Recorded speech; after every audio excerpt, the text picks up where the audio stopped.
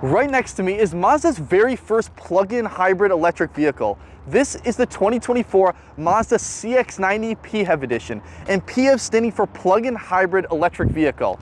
Now this has a 26-mile battery on top of a gasoline engine, going for long distance, but it's priced just under $60,000.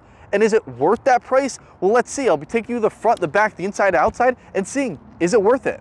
So let's just get straight into it and talk about the battery. So this has a 26-mile hybrid battery on it, and how you charge it is through a level 1 or a level 2 plug.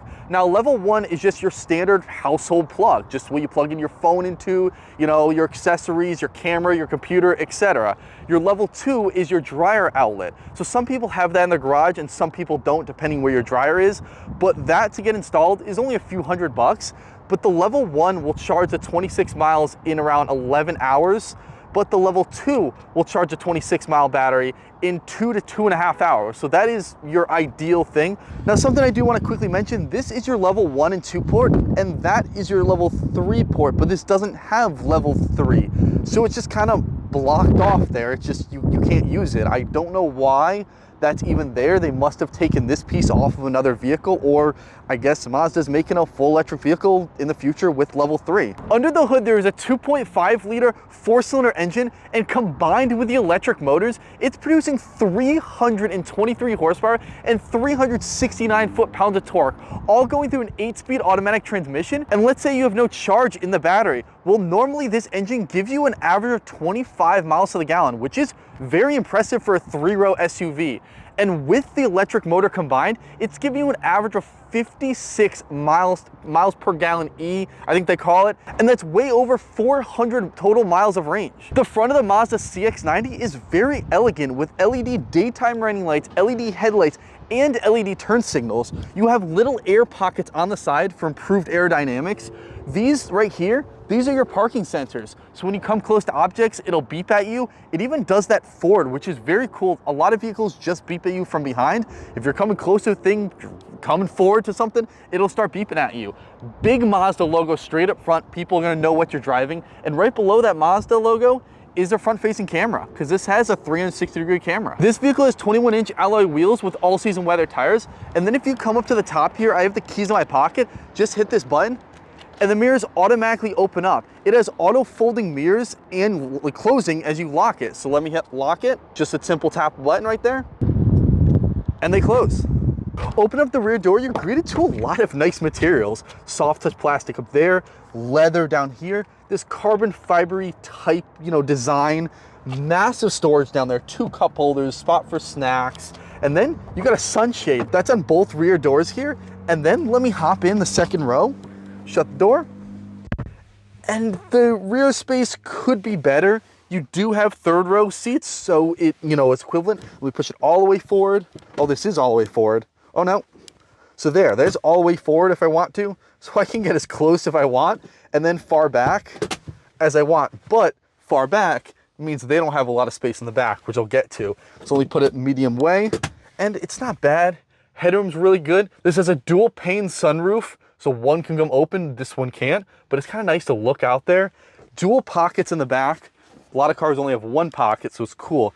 These seats are rear heated seats. Yes, they have 2 vents, 2 USB-Cs, 2 heated seat controls, and its own AC controls on the back. So it's tri-zone climate. So the driver gets his own climate, the passenger does, and all of the rear gets their own climate, well, all together. And then you want cup holders on top of those. Hit this, that comes up. 2 slots for cup holders, so these people can share it. And then if you want easy access to the 3rd row, you can go across there. I will say this is not the way to do it though. It's very, very tight here. So the easier way to do it is open back this door, come here, and there's a lever here. Hit that, that folds forward, and then you just push that forward, easily climb in there. Now, it's, could be more spacious back here, but it's not bad. Let me push this back. That, I would say, is midway, and I don't have a lot of room. I guess I could put a leg there, but then the middle passenger won't. So at 5'8", I am squished. It's mainly meant for kids. You have an AC vent back here, which is pretty cool. USB-C port, 2 cup holders, then I guess a little spot for a little Twinkie you can put there. Speaker in the back, window. It's not bad. A light up there. So you can fit 3 people in the back here. Wouldn't say comfortably, I wouldn't even say 2 people comfortably, but 3 kids can chill back here. And then, hey, I would rather be in the middle seat actually, because then I could just lay my legs. But what's pretty cool is Mazda's thought about getting out. So, you know, you just do that normally, but there's all these grab handles on the side that could help getting out, getting in, etc. So just hold that, push yourself off, or if you want to get in, hold that and push yourself in, which I think is pretty cool. Now open up the front door, you're greeted to pretty much all the same stuff as the rear. You got the soft touch plastic up here, this kind of carbon fiber design, then the leather down here. Grab handle, storage. Actually, you get less storage, to be honest, because you get 1 cup holder and then a little spot for snacks, where in the rear you get 2 cup holders and a spot for snacks. Your window controls up there, your lock, unlock, your mirror controls. Now both the front and passenger seat are power operated, heated and ventilated leather seats. I forgot to mention, I guess it's obvious, but the whole vehicle has leather seats. And these are extremely comfortable seats. Let me shut the door.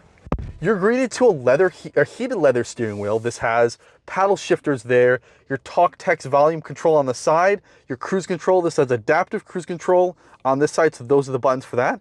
And let me turn on the vehicle and show you all about it. So once you turn on the vehicle, you're greeted to a massive digital gauge cluster. So you got your EV stuff over there, so when you step on it, that'll go up to power. When you let go, it'll charge because it has regen braking. Your miles per hour, digital and analog, which is actually pretty cool. And then your battery percentage and your gas percentage. And now on to the most controversial part, the screen. Since Mazda doesn't like having a touchscreen, it's not a touchscreen normally. You have to control it with the dial right here, which is not bad. I will say you kind of get used to it with doing the vehicle, but through Android Auto, Apple CarPlay, you can use the touchscreen and you could also use the dial.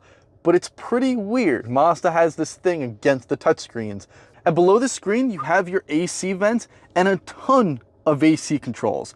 All physical buttons there, very easy, labeled, nice to see. Nothing through the touchscreen like other vehicles are. People like the physical buttons, and there they are. There's your heated steering wheel button, your heated seat button, and your cooled seat button. And then same on the other side.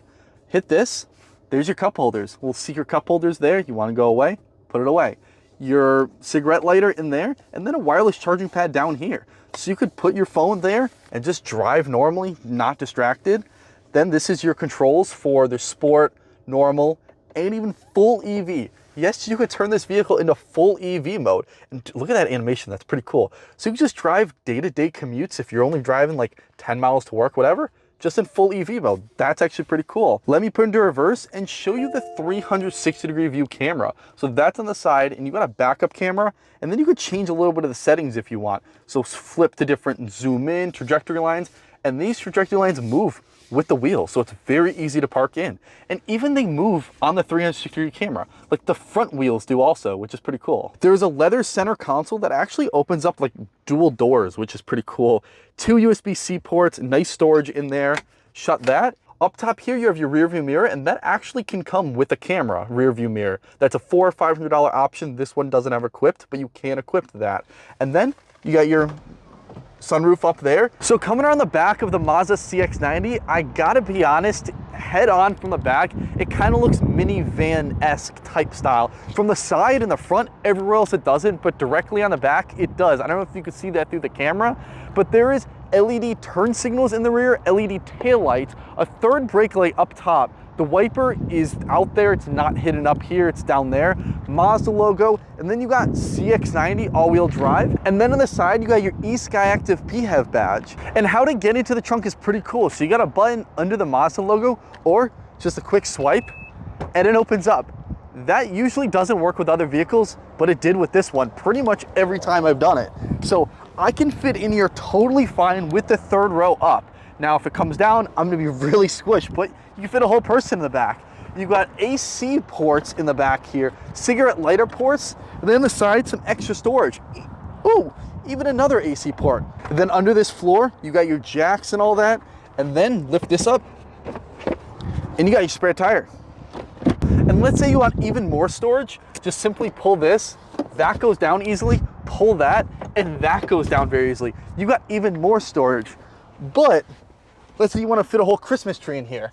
You can just throw those down, throw those forward, and fit a whole Christmas tree in here. So what do you think of Mazda's first ever plug-in electric vehicle? Do you like it? Do you absolutely hate it? Let me know in the comments below. And please remember to like, comment, subscribe, hit the notification bell to keep updated with more content. And a huge thank you to Liberty Mazda of Hartford, Connecticut for allowing me to use this vehicle for the day. The information will be linked down in the description below.